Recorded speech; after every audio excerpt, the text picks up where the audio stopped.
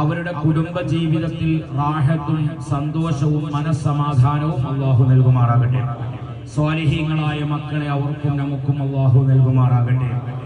ഇരു കുടുംബങ്ങളിലൊന്നും ഈ സന്തോഷത്തിൽ പങ്കെടുക്കേണ്ട പലവരും മരണപ്പെട്ടിട്ടുണ്ട്. അല്ലാഹു തആല അവരുടെ ഖബറിലേക്ക് ഈ മജ്‌ലിസിന്റെ സവാബ് അല്ലാഹു എത്തിക്കുമാറാകട്ടെ.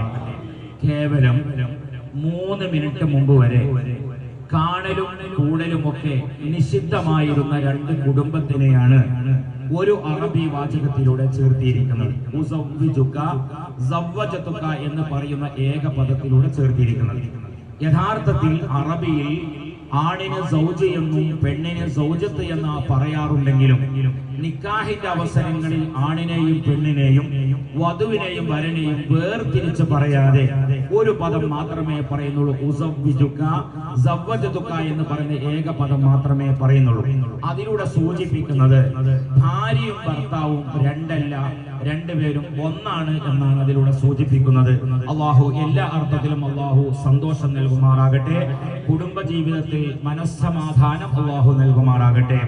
വളരെ സന്തോഷത്തോടുകൂടെ ഫാത്തിമ സയാന എന്ന് പറയുന്ന മോളെ ഈ നിമിഷം വരെ താലോലിക്കേണ്ട സമയത്ത് താലോലിക്കുകയും ഗൗരവത്തോടെ കാണുന്ന വിഷയങ്ങൾ ഗൗരവത്തോടെ കാണുകയും അങ്ങനെ ധാർമ്മിക ബോധവും ഭൗതിക ബോധവും ഒക്കെ നൽകി സുന്ദരമായ രൂപത്തിൽ പോറ്റി വളർത്തിയ മോളെ ഞാൻ നിങ്ങൾക്ക് ഏൽപ്പിച്ചു തരുന്നു. ഇതാണ് എന്ന് പറഞ്ഞതിന്റെ അർത്ഥം. ഇത് പ്രിയപ്പെട്ട ഫാത്തിമ സയാന എന്ന് പറയുന്ന മോളെ പ്രിയപ്പെട്ട ഉപ്പാക്ക് ഇവിടുന്ന് അങ്ങോട്ട് നോക്കാൻ കഴിവില്ലാത്തത് കൊണ്ടല്ല നിങ്ങളെ ഏൽപ്പിച്ചു തരുന്നത്. അലാമ അമറല്ലാ, ഇത് അള്ളാഹുവിന്റെ കൽപ്പനയാണ്.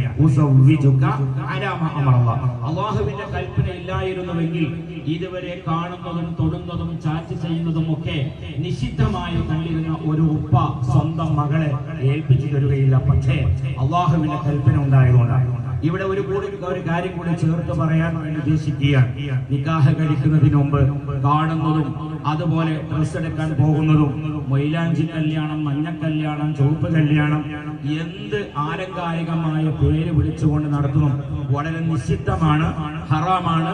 കുടുംബ ജീവിതത്തിൽ തന്നെ അവരുടെ ജീവിതത്തിൽ ക്രേച്ച് വരാനുള്ള ഒരു പ്രവർത്തനമാണ് എന്ന് സാന്ദർഭികമായി ഉണർത്തുകയാണ്. അതുകൊണ്ട് സന്തോഷത്തോടുകൂടെ നിങ്ങളെ ഏൽപ്പിച്ചിരിക്കുകയാണ്.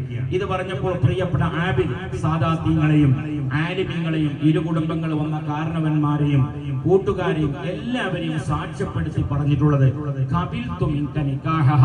നിങ്ങളുടെ മകൾ ഫാത്തിമ സയാന എന്ന് പറയുന്ന മോളെ ഈ നിമിഷം വരെ നിങ്ങൾ എങ്ങനെയാണോ നോക്കി വളർത്തിയത് ആ രൂപത്തിൽ ഞാൻ നോക്കാൻ റെഡിയാണ്. അള്ളാഹു സന്തോഷം നൽകുമാറാകട്ടെ. വളരെ ഖൈർ അള്ളാഹു നൽകുമാറാകട്ടെ. കുടുംബ ജീവിതത്തിന്റെ ഏറ്റവും വളരെ പ്രധാനപ്പെട്ട ഭാഗം വിട്ടുവീഴ്ചയാണ്. പ്രിയപ്പെട്ട സയാനയുടെ മുമ്പിൽ ഒരുപാട് ആഗ്രഹങ്ങളുണ്ട്. എനിക്ക് വരനായി കടന്നു വരുന്ന ആബിദ് ഇങ്ങനെയാവണം, അങ്ങനെയാവണം, ആ കാറിൽ കയറണം, ഈ കാറിൽ കയറണം, iPhone 16 വാങ്ങിത്തരണം എന്നൊക്കെ ആഗ്രഹം അവർക്കുണ്ടാവും. എന്നതുപോലെ ആബിദിന് മുമ്പിലും ഉണ്ടാവും. എനിക്ക് വധുവായി കടന്നു വരുന്ന ഫാത്തിമ ഇങ്ങനെയാവണം, അങ്ങനെയാവണം എന്നൊക്കെ തുടങ്ങിയ ഒരുപാട് ആഗ്രഹങ്ങൾ ആബിദിന്റെ മുമ്പിലും ഉണ്ട്. പക്ഷേ ഇത് രണ്ടും പൂർണ്ണമായി നടന്നോളണമെന്നില്ല. ഒരു 70% ഉണ്ടാവുള്ളൂ. ഞാൻ പോലെ അംശമുണ്ടെങ്കിൽ എന്നൊക്കെ കല്യാണം കഴിച്ച ആളുകൾ നേരത്തെ കുറെ കോമോടുണ്ടല്ലോ, ഓരോട് ചോദിച്ചാൽ അങ്ങനെ തന്നെയാണോ? പോലെ അതൊക്കെ അങ്ങനെ തന്നെയാണ്. ഒരു അഡ്ജസ്റ്റ്മെന്റ്. ഈ അഡ്ജസ്റ്റ്മെന്റിന് തയ്യാറാകാത്ത ആളുകളാണ് പലപ്പോഴും കൂടുമ്പോൾ ഇമ്പമുണ്ടാകുന്നതിന് പകരം ഭൂകമ്പങ്ങൾ ഉണ്ടായിത്തീരുന്നത്. അഡ്ജസ്റ്റ്മെന്റിന് തയ്യാറില്ലാത്ത ആളുകളാണ്. അതുകൊണ്ട് എപ്പോഴും അഡ്ജസ്റ്റ്മെന്റ് നമ്മൾ തയ്യാറാകണം. പ്രിയപ്പെട്ട ഫാത്തിമ ബീവി, ബഹുമാനപ്പെട്ട അലി റളിയല്ലാഹു അൻഹു വിവാഹം നടന്ന വിവാഹത്തിൽ വെച്ചുകൊണ്ട് ഏറ്റവും പ്രൗഢമായ വിവാഹം പ്രിയപ്പെട്ട മുത്തനബി സല്ലല്ലാഹു അലൈഹി വസല്ലം തങ്ങളുടെ പുന്നാരമോൾ ഫാത്തിമ ബീവിയുടെയും അലി റളിയല്ലാഹു അൻഹുവിന്റെയും രണ്ടുപേരും വിവാഹം കഴിച്ച് സന്തോഷത്തോടു കൂടെ അൽഹംദുലില്ലാഹ് ജീവിതം മുന്നോട്ട് പോയി. ഒരൽപ്പം യാത്ര കഴിഞ്ഞപ്പോ പ്രിയപ്പെട്ട ഫാത്തിമ ബീവി ഗർഭിണിയായപ്പോൾ ഫാത്തിമ ബീവിക്ക് ഒരു ആഗ്രഹം.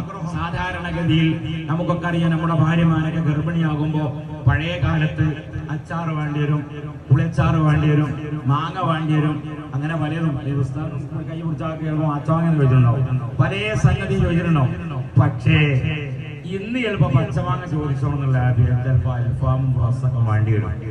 എന്നാൽ ഇൻഷാ അല്ലാഹ് പ്രിയപ്പെട്ട ഫാത്തിമ ബിയുടെ അലി റളിയല്ലാഹു വിവാഹം കഴിഞ്ഞപ്പോ അന്ന് പച്ചമാങ്ങയും പുളിച്ചാറും റോസ്റ്റും അൽഫാമും നല്ല ചോദിച്ചത് നല്ല ഈത്തപ്പഴമാണ്. ആ ഈത്തപ്പഴത്തിന് ഒരു നിബന്ധന ഉണ്ട്. ആ ഈത്തപ്പഴം നല്ല തേനൊലിക്കുന്ന മധുരമുള്ള ഈത്തപ്പഴമായിരിക്കും. ബഹുമാനപ്പെട്ട അലി റളിയല്ലാഹു അൻഹു അത് എവിടുന്നാ കിട്ടുകയെന്ന് തിരക്കാൻ തുടങ്ങി. എല്ലാ ഈത്തപ്പഴവും എല്ലാ സമയത്തും കിട്ടുകയില്ല. നല്ല ശക്തമായ ചൂടത്താണ് എല്ലാ ഈത്തപ്പഴങ്ങളും കിട്ടുകയുള്ളൂ. ഏതായാലും പ്രിയപ്പെട്ട മുത്തനബി സല്ലല്ലാഹു അലൈഹി വസല്ലം തങ്ങളുടെ മോളാണല്ലോ ഫാത്തിമ ബീവി. അവൾ ഗർഭിണിയായ സമയത്ത് ഒരു ആഗ്രഹം എന്നോട് പറഞ്ഞിട്ട് അത് നടത്തിക്കൊടുക്കാതിരിക്കുന്നത് ശരിയല്ലെന്ന് മനസ്സിലാക്കി ഈത്തപ്പഴം വാങ്ങാൻ തീരുമാനിച്ചു നോക്കുമ്പോൾ കയ്യിൽ പൈസയൊന്നുമില്ല. എന്നാലും കയ്യിലുണ്ടാകുന്ന പണയം വെച്ച് അതുകൊണ്ട് ഈത്തപ്പഴം വാങ്ങി ടൗണിലൂടെ കുറെ അല്പം സ്പീഡിൽ നടന്നപ്പോ കൂട്ടുകാരി ചോദിച്ചു, അലി എവിടത്തേക്കാ പോകുന്നത്? വീട്ടിൽ വല്ലതും സംഭവിച്ചോ? എന്താ ഓടുന്നത്? ഒന്നുമില്ല. എന്നാലും ഒന്നുമില്ല. വല്ലാതെ തിരക്കിയ ഭാര്യ പറഞ്ഞു, എന്റെ ഭാര്യ ഗർഭിണിയാണ്, അവളെ ഒരു ആഗ്രഹം പറഞ്ഞിട്ടുണ്ട് ഈത്തപ്പഴം, ആ ഈത്തപ്പഴം കൊണ്ട് ഞാൻ പോവുകയാണ്.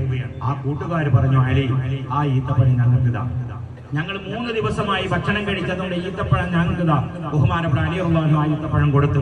ശൂന്യമായ കൈയുമായി പ്രിയപ്പെട്ട ഫാത്തിമ ബീവിയുടെ ഭാര്യയുടെ അടുക്കലേക്ക് ഭർത്താവ് ഇങ്ങനെ ചെന്നപ്പോ, നമുക്കറിയാം നമ്മുടെ ഭാര്യമാരെ നമ്മൾ എന്തെങ്കിലുമൊക്കെ കാര്യങ്ങൾ പറഞ്ഞ് മറന്നുപോയ അങ്ങനെ ഉണ്ടാവും അല്ലേ? ഇന്ന് വരുമ്പോ തന്നെ മല്ലിച്ചപ്പും പുതിയും കുറച്ച് തക്കാളി ഉള്ളിലേക്ക് കൊണ്ടുവേണ്ടി എന്റെ ആങ്ങളെ ഗൾഫിൽ നിന്ന് വന്നു ബിരിയാണി വെക്കണമെന്ന് പറഞ്ഞ് സങ്കല്പിച്ചോ, അത് മറന്നുപോയ അങ്ങനെ ഉണ്ടാവും. ഒരു ഡയലോഗ് ഉണ്ടാവും, നിങ്ങൾ അങ്ങനെ തന്നെയാണ്, എന്റെ വരിയിൽ നിന്ന് ആരെങ്കിലൊക്കെ വരികയെന്ന് പറഞ്ഞാൽ എല്ലാം മറന്നു പോരും, നിങ്ങളെ പരിന്ന് ആര് വരാമെന്ന് ഒന്നും മറങ്ങൂല. എന്നും എല്ലാവരും കേൾക്കണമല്ലോ, ഞാൻ പറയേണ്ട ആവശ്യമൊന്നുമില്ല. ഇന്ന് രാവിലെ കേട്ട ആളുകളുണ്ടാവും. അപ്പൊ അതുകൊണ്ട് എന്നാൽ ബഹുമാനപ്പെട്ട അലി റളിയല്ലാഹു അൻഹു ഫാത്തിമ ബീവിയും ഇവരുടെ കുടുംബ ജീവിതം ഇവിടെയാണ് നിങ്ങളുടെ ശ്രദ്ധ ഞാൻ കൊണ്ടുവരുന്നത്. ബഹുമാനപ്പെട്ട ഫാത്തിമ ബീവിയുടെ അടുക്കിലേക്ക് കടന്നു ചെന്നപ്പോ ഒന്നും മിണ്ടിയില്ല. അങ്ങനെ ഉള്ളിലേക്ക് സലാം പറഞ്ഞു, സലാം അടക്കി ഉള്ളിലേക്ക് കയറ്റി ഇരുത്തി. വീട്ടിലെ ആ ഡൈനിങ് ഹാളിൽ നിന്ന് രണ്ടാളും ഇതുപോലെ മുഖാമുഖം ഇരുന്ന് ഭക്ഷണം കഴിക്കാൻ തുടങ്ങി. ഭക്ഷണം കഴിക്കുമ്പോൾ അലി റളിയല്ലാഹു അൻഹു പേടിയുണ്ട്, ഫാത്തിമ ഇപ്പൊ ചോദിക്കുമോ? പക്ഷെ ഫാത്തിമ ബീവി ഒന്നും മിണ്ടിയില്ല. ബഹുമാനപ്പെട്ട അലി റളിയല്ലാഹു അൻഹു കുറെ കഴിഞ്ഞപ്പോ അങ്ങോട്ട് ചോദിച്ചു, ഫാത്തിമ നിങ്ങൾ എന്നെ ഈത്തപ്പഴത്തിന് പറഞ്ഞയച്ചതല്ലേ, ഈത്തപ്പഴം ഇല്ലാതെ നിങ്ങൾ വന്നിട്ട് എന്താ ഒന്നും മിണ്ടാതിരുന്നത്? അപ്പോഴാണ് അവരുടെ മറുപടി. ബഹുമാനപ്പെട്ട ഫാത്തിമ പറഞ്ഞു, അലി നിങ്ങളുടെ മുഖം കണ്ടപ്പോൾ എനിക്ക് മനസ്സിലായി, ഒന്നിരിക്കൽ ഈത്തപ്പഴം കിട്ടിയിട്ടില്ല, ഇല്ലെങ്കിൽ കിട്ടിയ ഈത്തപ്പഴം ആർക്കെങ്കിലും ഒക്കെ സംഭാവന കൊടുത്തിട്ടുണ്ടാവും.